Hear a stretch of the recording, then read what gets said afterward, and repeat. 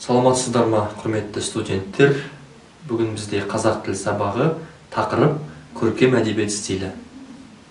Құрметті студенттер, бүгінгі жаңа тақырып бойынша жаңа ақпаратқа назар аударыңыздар. Тіл.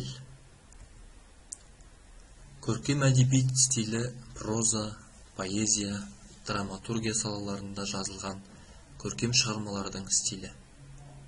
Көркем әдебиет стиліне тән бірнеше ерекшеліктер бар. Солардың бірі тіл байлығы. Көркем шығармаларда қолданылмайтын сөздер мен сөз тіркестері, фразеологизмдер аз.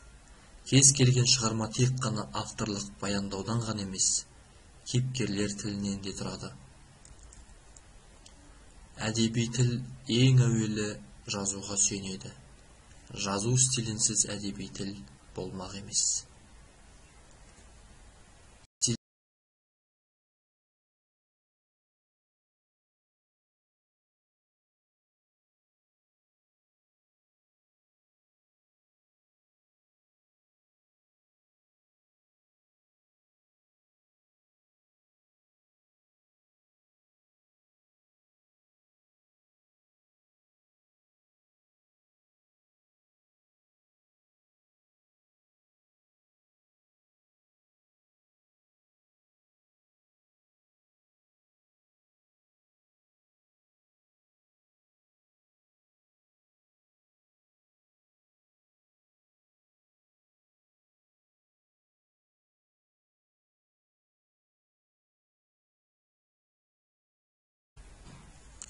Ауызекі сөйлеу стилі қарым-қатынасты сипаттайды.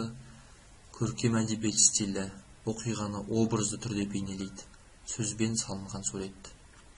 Ресми қағаздар стилі жеке адамның, ұжымның атқаратын қызметіне байланысты пайда болатын жазбаша немесе ауызша қатынас құралы. Көркем әдебиет стилі функционалдық стильдердің басқа түрлерінен өзінің құрылымы жағынан ерекшеленеді. Құрамының барынша бай болуы көркем әдебиет тілінің басты ерекшелігі.